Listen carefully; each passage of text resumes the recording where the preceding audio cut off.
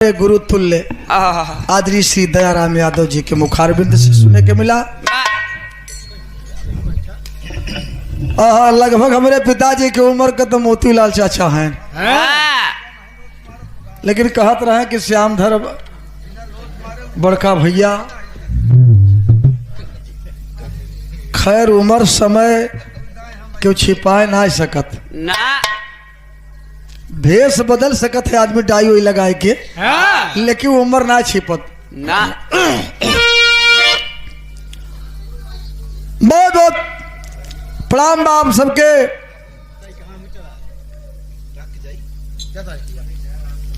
एक थे आप लोगन के लाइन बदल के बिरहा हो जाए। बड़ी अच्छी गीत ये उम्र में यह स्वर पर इतनी अच्छी अदायगी दादा राम कैलाश के याद हमें आवे लाग। चला मास्टर।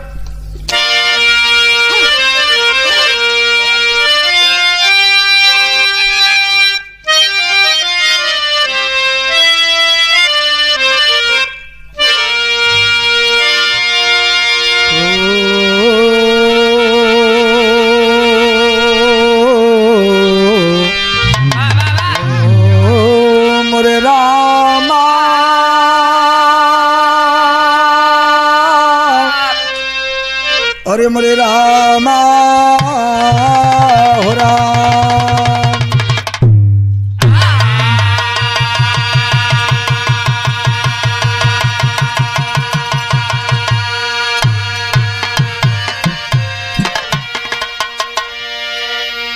एक बिरहा आप लोगों के सुनावा चलते आशा ला विश्वास भाई एक एक लाइन पर आप लोग गौर करेंगे। तारो के झुरमुर में चलदा अकेला, बन करी प्रकाशित गगन में चमकीता,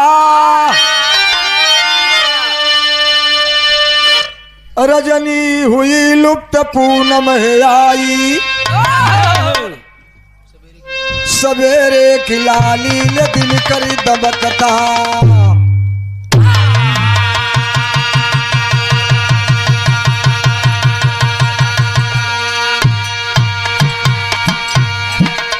कवि की कल्पना से गागर में सागरी, सरे बोर बोस जिले मोती बरसता,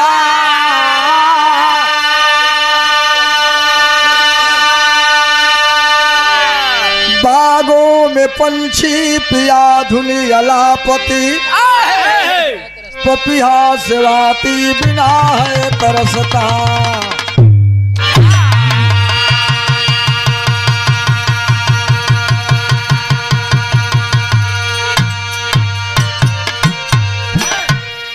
अब बैठे थे दरबार में अरे चिंतित राजा भोज,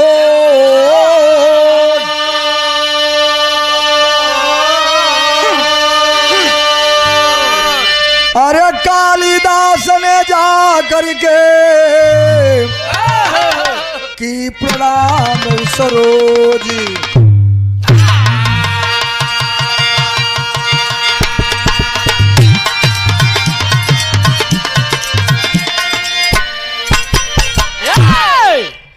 दरबार में राजा भोज बैठे हैं और कवि के रूप में कालिदास उनके दरबार में दरबारी बन करके रहा करते थे। एक दिन चिंतित मन उदास कालिदास पहुंचे राजा भोज को देख करके प्रणाम किए और कहे सरकार आज आपका मन उदास बा, बात क्या है? राजा भोज बतौलक थे गीत लगल मास्टर।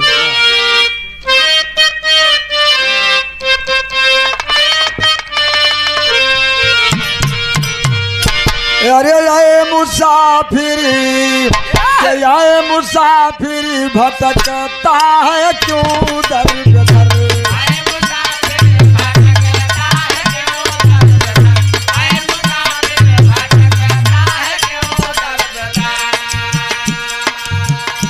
दोनों आलम का रहा बर मदीने में है, दोनों आलम का रहा बर मदीने में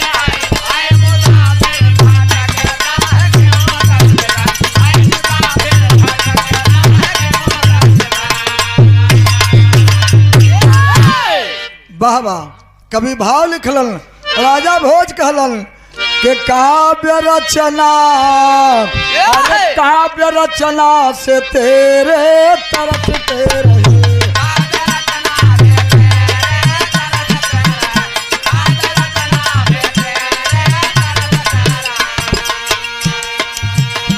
आज अपनी कला को दिखा दीजिए हो राज,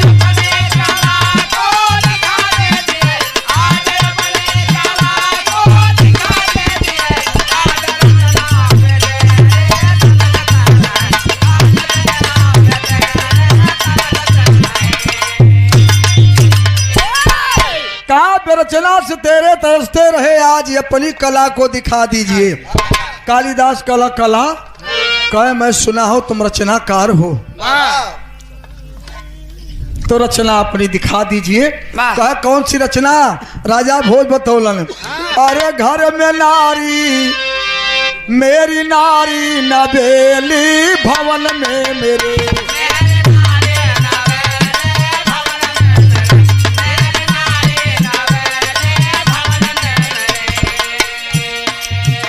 रूप उसका तुम ही जो बना दीजिए हो रूप,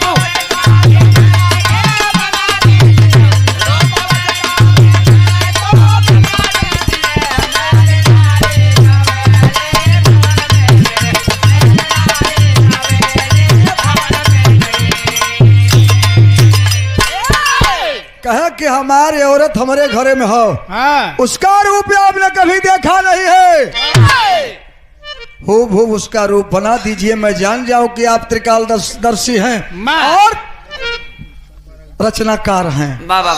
कहला राजा भोज के सरस्वती कलम पर तेरे तस्वीर बनाओ ऐसी, सुषमा सी सुभाशाली है नारी मेरी जैसी, क्या नहीं बनेगी मूरत फांसी मैं दिलवाऊंगा, या राज निकाला कर दूं गोली से उड़वाऊंगा। हमारी दुल्हन के आपने देखा नहीं है, कालिदास के सरकार नहीं, क्या एकदम हूबहू उसका रूप बना दीजिए, अगर नहीं बना तो फांसी दिलवा दूंगा या तो राज निकाला कर दूंगा। कालिदास बड़ा चिंता में पड़ गए। आज चिंता पड़ गए तो कैलन का भैया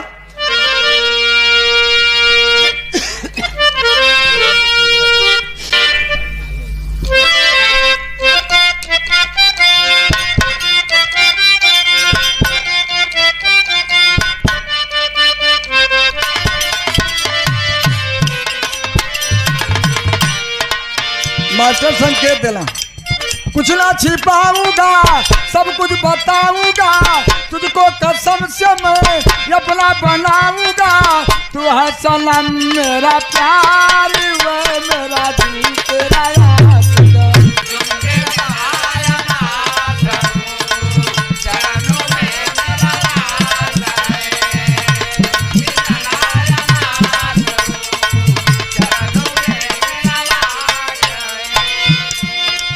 दया धर्म को लाओ दिल में मेरे बसाओ, दया धर्म को लाओ दिल में मेरे बसाओ, रूप करूं तैयार हो बनते हो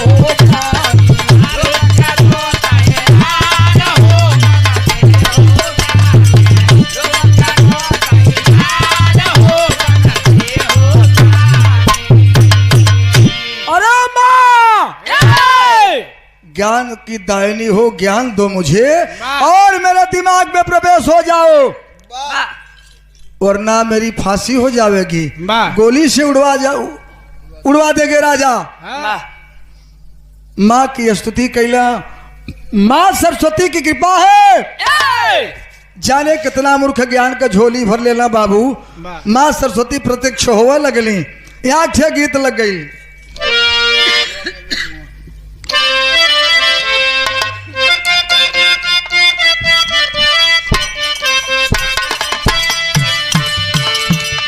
मास्टर संकेत देला, अरे पियावा मिलल बाला मुंगावा बोला चचा पनावा ये ना नदी, पियावा मिलल बाला मुंगावा बोला चचा पनावा ये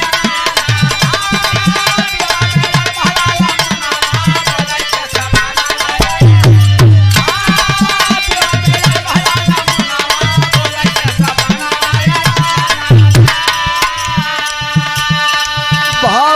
लिखलन अरे रजवा का चुनी के ये लालवा का पेला बदनवा ये भाईया रजवा का चुनी के ये लालवा का पेला बदनवा ये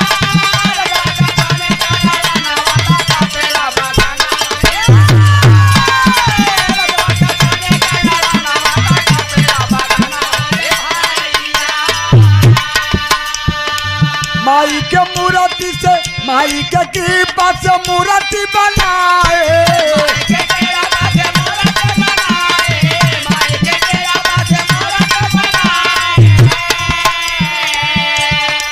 कैसे श्रृंगार माला फूल से सजाए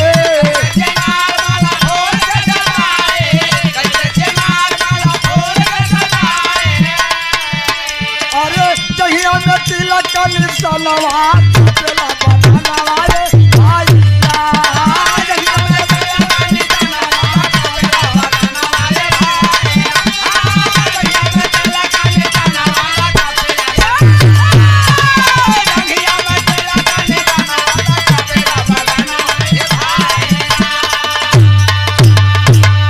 प्रमाण मिलता है कालिदास माँ को याद करते हैं माँ सरस्वती आकर के ब्रह्मांड में बैठ जाती है बाबू एकदम हूबहू कालिदास राजा भोज के पत्नी के आकार बना देलन इतना ना यही बात जंगहवा में एक ठे तिल रहल उहो बना देलन और बना के श्रृंगार करके माला फूल से सजाए के तस्वीर लेके उला बाबू राजा भोज सिंहासन पर बैठल हुआ दरबार लगल बा उहे तस्वीर कालिदास राजा के सामने पेश कर दिलन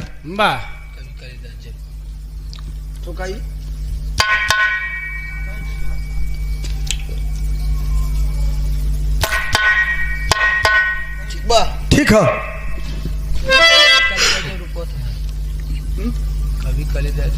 भैल का भैया के कभी काली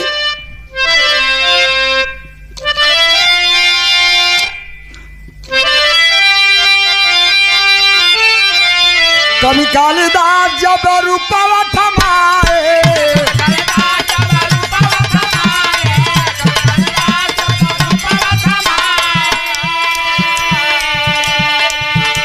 अरे चित्र देखी राजा अति क्रोधवा बढ़ाए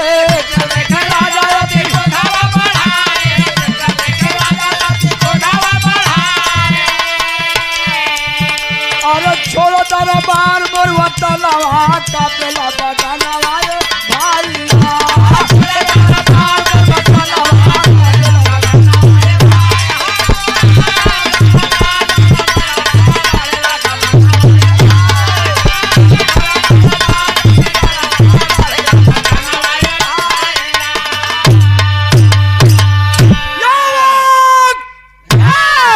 राजा भोज अवाक हो गए अरे बाप रे बाप अच्छा कुल तरूप बना देला कालिदास ठीक है लेकिन हमरे पत्नी के बाएं जंघा में तिल का निशान है ये कैसे जान गया देखे हो न हो अचानक कभी औरत का रूप देखा है बना दिया ठीक है लेकिन जंघा में तिल का निशान एक मतलब कि हमारी औरत से अवैध संबंध इसका है कालिदास की ओर निहारते हुए राजा भोज आवाक कलर की तुझे गोली तो नहीं चलाऊंगा फांसी तो नहीं दिलवा दूंगा लेकिन मेरा राज छोड़ करके चले जाओ 50 विजय बाबू नेता की तरफ से अच्छा आप समाजवादी पार्टी के जुझारू नेता अखिलेश विजय भाई 51 रुपया सम्मान कर ले बहुत बहुत प्रणाम सब भाई के नमस्कार प्रणाम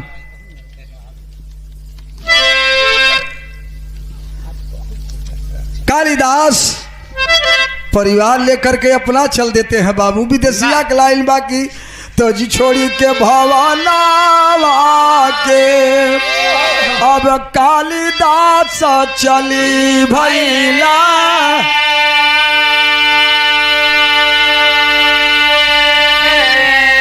अरे संघवा में नारी रो लिहाल ला ला लावा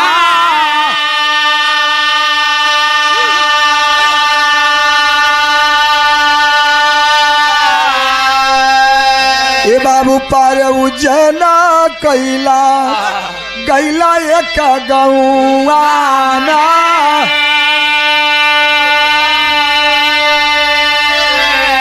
अरे धीरे धीरे शाम भैली सोचा अपन मानावा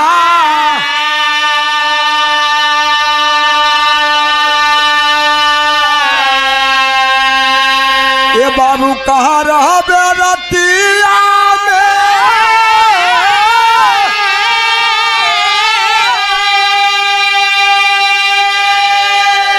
ये भैया यार कहना ठेकाना बात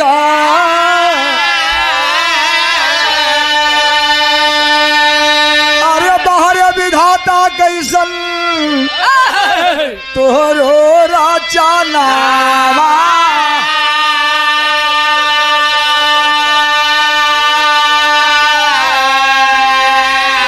ये बाबू पहुँचे एक दुआरिया पे अब जतवा चलता रहला अरे रोवर गीतिया के गावेली माया नावा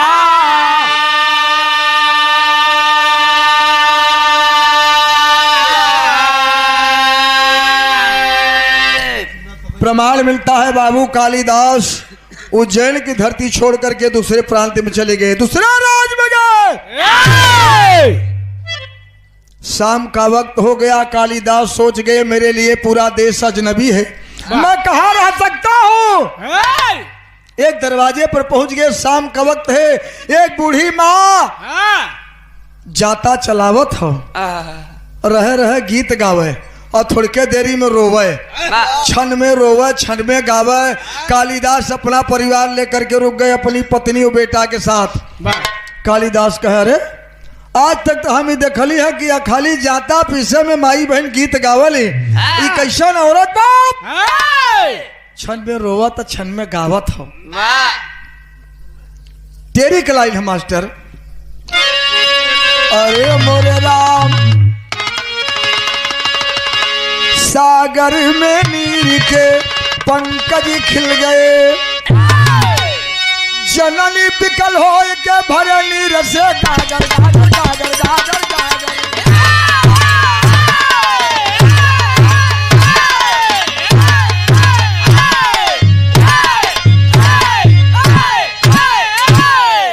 जननी बिकल हो कर भरे नीर से गागर, सागर में नीर के पंकज हिल गए।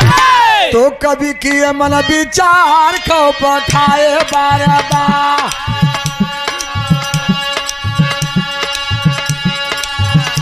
गीत गाव रोवनार गारा बादरा।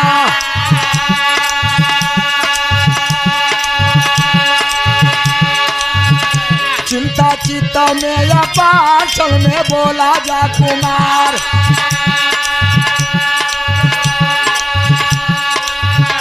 झूठ क्यों फोरत लीला झर जाए बदला।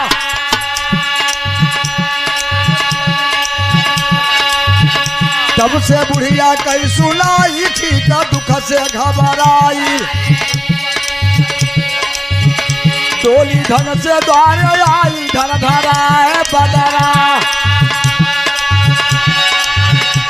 तब दिलवा में बात आई नहीं रही जात दुख था धर धराए बदरा।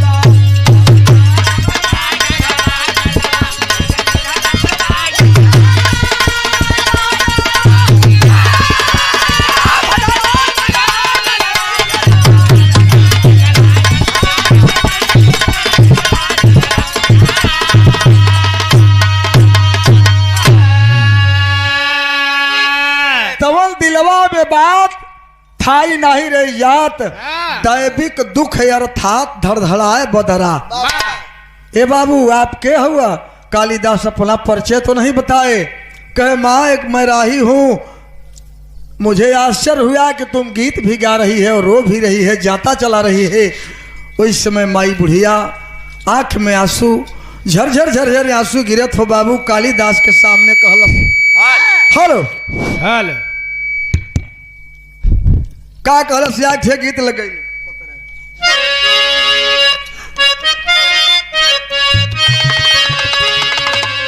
अरे पतरे राम जी के अरे पातर बा कमरिया हे रामा पातर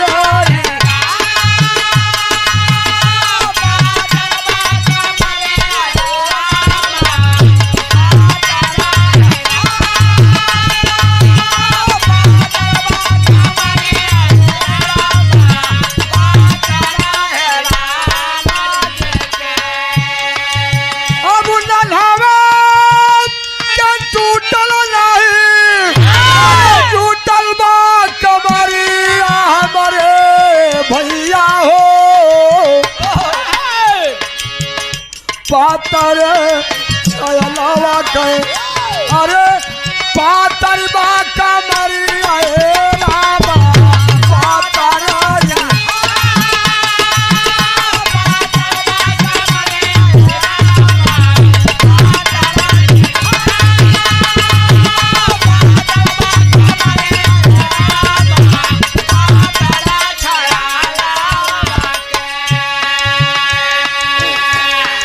यह गीत बा गाना में भाव कभी लिखला कालिदास समाई बुढ़िया आंख से आंसू गिरावत हो कहले बा का कहले बा कि अरे बेटावा कहो मरे होई है अरे बेटावा कहो मरे होई है अरे आजुआ गवना रे बाबू बेटावा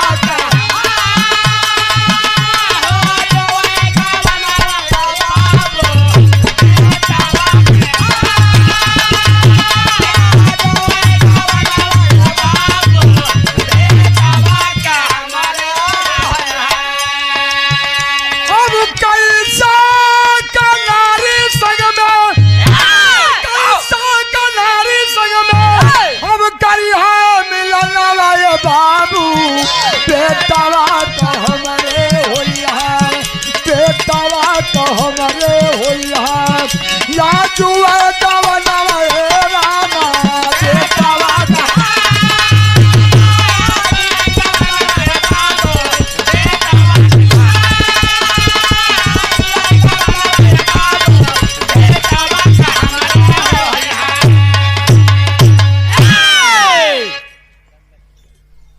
आप समाजवादी पार्टी के छे जुझारू नेता बहुत रुपये सम्मान के बहुत बहुत प्रणाम सब भाई के नमस्कार प्रणाम बा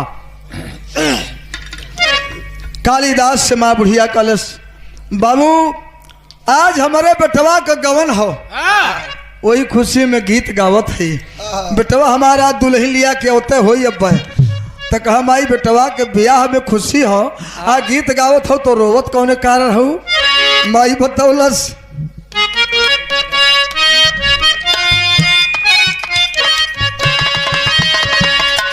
ले के गवाना लाला आई है भवाना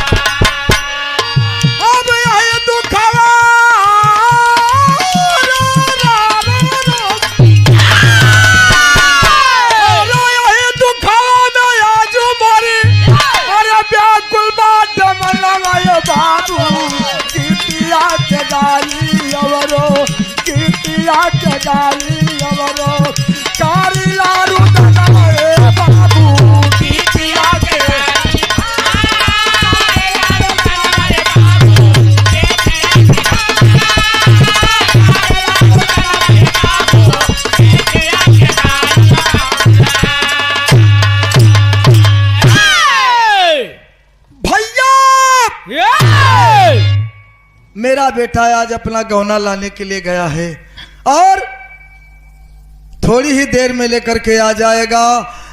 यह खुशी में गीत गा रही हूं, लेकिन आज के ही रात मेरे बेटे का जान चला जाएगा।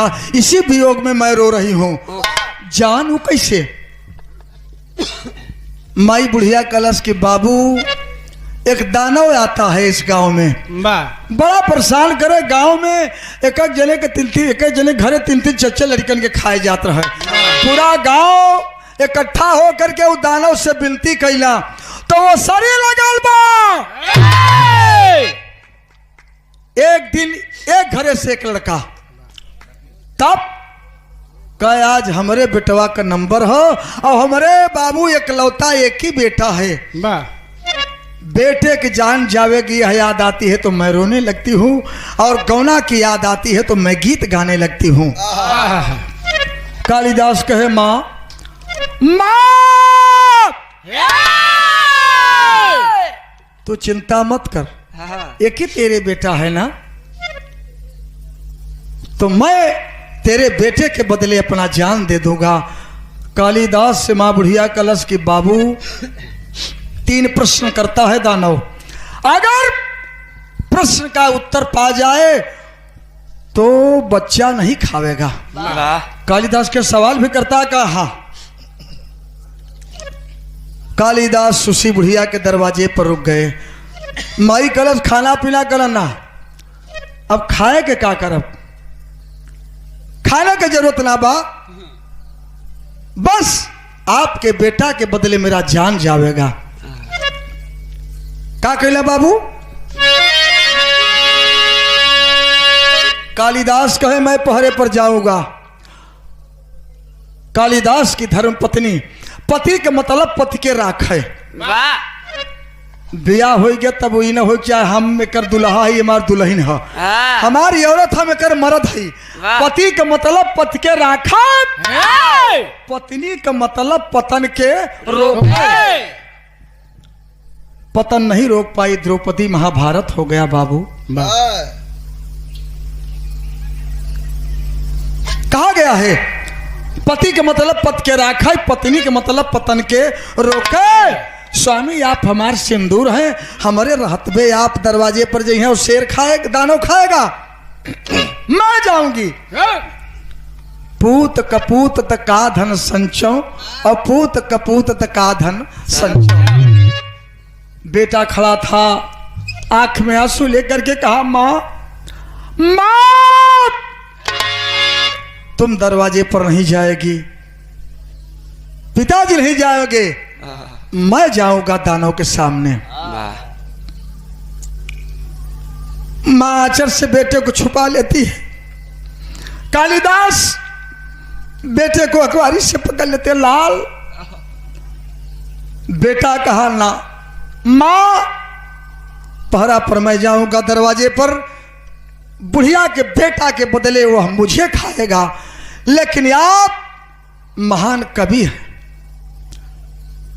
रचनाकार हैं, आप चले जाओगे तो संसार में इतिहास खत्म हो जाएगा, इसलिए मुझे जाने दो।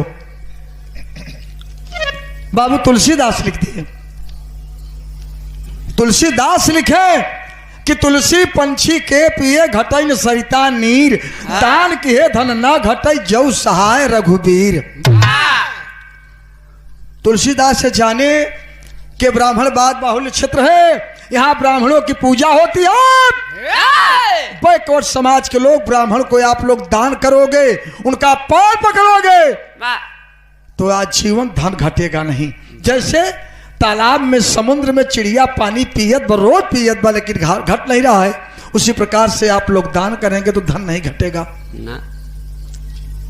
लेकिन रामचरितमानस के बात हम बताओ थे, कोनो रामायण में लिखा बा कि दान किए से धन घटई, दान किए से धन घटई, पाप करे तर जाए, माई बाबू का सेवा करे जवानी में मर जाए। रामायण का बात है, उसी रामचरितमानस का बात है। राजा हरिश्चंद्र बड़े दानी थे, दान करते रहे। विजय कुमार बाबू सारी संपत्ति उनकी लूट गई। यही काशी में मल्लाहे के यहाँ घटवारी के हैं। पाप करत रहा के सदन कसाई, वाल्मीकि जन्म के चोर छिनरा बदमाश, गणिका एक जवाई रोज बदलत रही। तुलसीदास रच के अयासी रहन। हम संगे नहीं रहे लेकिन सुनी थे कि मुर्दा चढ़ के रात पार हो गए, सर्व पकड़ के खिड़की से चढ़ गया दरवाजा मकान में, ते तर गए। सूरदास जन्म से अंधे नहीं थे लेकिन कम अयासी रहन, ते तर गए। पाप करे तर जाए, माई बाबू का सेवा करे, जवानी में मर जाए। हमारे बात के ध्यान से सुन के अर्थ लगाया, बिरहात आप लोग बहुत सुनत हैं। माई बाबू की सेवा श्रवण कुमार करते रहे, कांवर बनवाई के कंधे पर ढोवत रहे, जवाना में मराई गए। लेकिन नहीं, देवता देवता जो देता है वही देवता है। मोती चचा क्षमा करिए आप, एक ट्रैक्टर बालू 20 बोरिया सीमेंट 2 कुंटल सरिया से ढाल के हनुमान जी के खड़ा कर दिया है और सेनहुर चपोर के पूरा गांव का माथ पटकत है। उनके पास कितना बैलेंस बात का लाख दे दी, कहीं पालागी, कहीं जिया, कहीं कहाँ, कहीं चला गया है मैहर, कहीं दर्शन, कहीं 8,000 का बोलोरो के रे भाई। बड़ा धक्का मुक्की से कोनो रंग दर्शन मिला, हरा रामदाना ले लिया, कुल 12-13 हजार खर्च भा। गौर करें, अब असली देवता जौनी दिना श्यामधर का बाबू आंख मुदले ही सारी पापर्टी बिना हर रही फिटकरी श्यामधर का नाव चढ़ जाए। करोड़ों की संपत्ति दरिया बा, देवता बैठा है तेके नहीं पूजत है। मैहर और मक्का मदीना दौड़त है।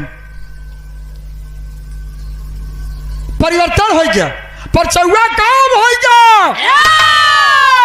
खेत परज के दाई पर, मनई परज के बरात के मिठाई पर, किसान परज के थ्रेसर के दवाई पर, मेहरारू पे पलाक के दवाई पर, लड़का परज के पास कराई पर। पहले लड़का पढ़त रहे, भोर में परीक्षा जात रहा, बोर्ड में पढ़ाई हो गई, सोर्स पर दिलचस्पी नहीं वो कोर्स पर ट्यूशन देता है। टाकिज में वो लड़का कौन कंपटीशन तोरे इलाहाबाद में बुलंदशहर भेज द। गौर करिए आप सब, अब के लोगन के कुछ ना सूझता और देवता के छोड़ हीरो हीरो